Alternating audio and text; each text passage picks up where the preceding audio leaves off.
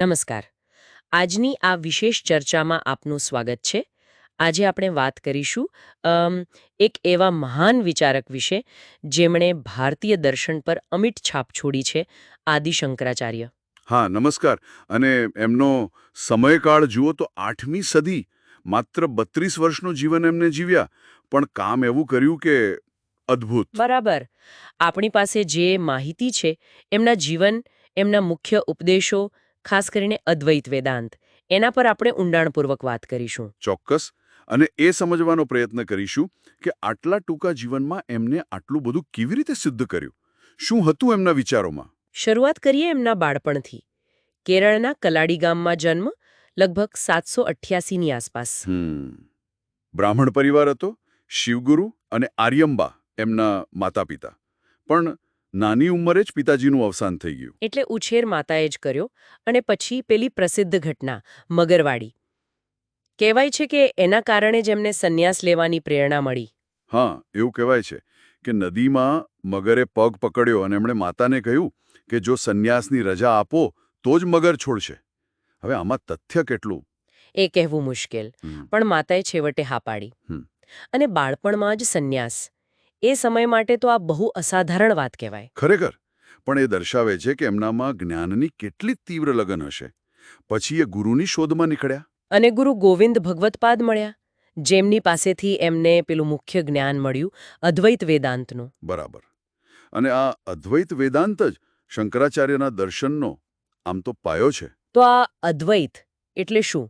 સરળ શબ્દોમાં સમજાવશો? અદ્વૈત એટલે કે બે નહીં. મૂળભૂત વિચાર એ છે કે આપણી જે વ્યક્તિગત ચેતના છે, આપણો આત્મા? જીવ જેને કહીએ, હા, જીવાત્મા. અને જે પરમ સત્ય છે, જેને આપણે બ્રહ્મ કહીએ છીએ, એ મૂળભૂત રીતે તો એક જ છે, અલગ નથી. ઓહો, એટલે આપણે જે આ બધી વિવિધતા જોઈએ છીએ, આ જગત, એ શું છે? શંકરાચાર્યના મતે આ દૃશ્યમાન જગત માયા છે. માયા એટલે ભ્રમ જેવું. એનો અર્થ એ નથી કે આ જગતનું અસ્તિત્વ જ નથી. અચ્છા, તો? પણ આપણે એને જે રીતે જોઈએ છીએ એની પાછળનું જે અંતિમ સત્ય છે બ્રહ્મ, એને આપણે ઓળખી શકતા નથી. આપણે આ ભેદભાવમાં, આ નામરૂપમાં અટવાયેલા રહીએ છીએ. એટલે આપણી આ અલગતાની ભાવના કે હું અને બીજા જુદા છીએ, એ જ અજ્ઞાન છે. બરાબર. આ જ અવિદ્યા. અને આ અવિદ્યા જ બંધનનું કારણ છે. અને આમાંથી મુક્તિ એટલે કે મોક્ષ ફક્ત જ્ઞાનથી જ મળે. કયું જ્ઞાન? એ જ્ઞાન કે અહમ બ્રહ્માસ્મિ, હું જ બ્રહ્મ છું. આત્મા અને બ્રહ્મની એકતાનું અપરોક્ષ અનુભૂતિ. ભારે ગહન વિચાર છે. આ વિચારને એમણે કેવી રીતે ફેલાવ્યો? એ સમયે તો બીજા ઘણા દર્શનો પ્રચલિત હતા. હા, હતા જ. બૌદ્ધ ધર્મના કેટલાક સિદ્ધાંતો અને મીમાંસા દર્શન, જે કર્મકાંડ પર વધુ ભાર આપતું હતું, એ મુખ્ય હતા. શંકરાચાર્ય તર્ક અને શાસ્ત્રોના આધારે આ દર્શનો સાથે સંવાદ કર્યો, એમ કહી શકાય કે પડકાર્યા. અને શાસ્ત્રો પર તો એમનું પ્રભુત્વ ગજબનું હતું, નહીં? ચોક્કસ. એમણે બ્રહ્મસૂત્ર, ભગવદ્ ગીતા અને મુખ્ય ઉપનિષદો પર જે ભાષ્યો લખ્યા છે, એ આજે પણ વેદાંતના અભ્યાસ માટે આધારસ્તંભ ગણાય છે. ખૂબ જ તાર્કિક અને ઊંડાણપૂર્વક. પણ શું સામાન્ય માણસ માટે પણ એમણે કંઈક લખ્યું? આ ભાષ્યો તો કદાચ પંડિતો માટે વધુ હોય. હા, એ પણ ખરું. એટલે જ એમણે વિવેક ચૂડામણી, આત્મબોધ જેવા પ્રકરણ ગ્રંથો રચ્યા, જેમાં અદ્વૈતના સિદ્ધાંતોને આમ તો થોડી સરળ ભાષામાં સમજાવવાનો પ્રયત્ન કર્યો છે. અને ખાલી લખ્યું જ નહીં, એમણે આ વિચારને જીવંત રાખવા માટે સંસ્થાઓ પણ ઊભી કરીને. બિલકુલ. આ એમનું એક બહુ મોટું, કદાચ સૌથી સ્થાયી પ્રદાન કહી શકાય. ભારતની 4 દિશાઓમાં 4 મઠ, શૃંગેરી, દ્વારકા, પુરી અને જોશીમઠ. વાહ! એટલે ઉત્તર, દક્ષિણ, પૂર્વ, પશ્ચિમ આખા ભારતને આવરી લીધું. હા, અને આ મઠો આજે પણ અદ્વૈત વેદાંતના પ્રચાર પ્રસાર અને જાળવણીના મુખ્ય કેન્દ્રો છે. એમણે સંન્યાસી પરંપરાને પણ વ્યવસ્થિત કરી, દશનામી સંપ્રદાયની સ્થાપના દ્વારા. અને પેલી પંચાયતન પૂજાની વાત પણ આવે છે. હા, એ પણ મહત્વનું છે. એ સમયે જુદા જુદા દેવી દેવતાઓના ઉપાસકો વચ્ચે ક્યારેક મતભેદ રહેતા. શંકરાચાર્યએ પંચાયતન પૂજાનો વિચાર આપ્યો. શિવ, વિષ્ણુ, દેવી, સૂર્ય અને ગણેશ, આ 5 મુખ્ય સ્વરૂપોની એકસાથે પૂજા. જેથી એકતા વધે. બરાબર.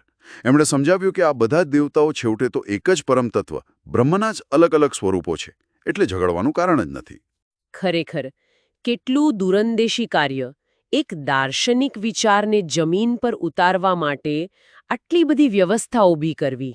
અને એનો પ્રભાવ જુઓ.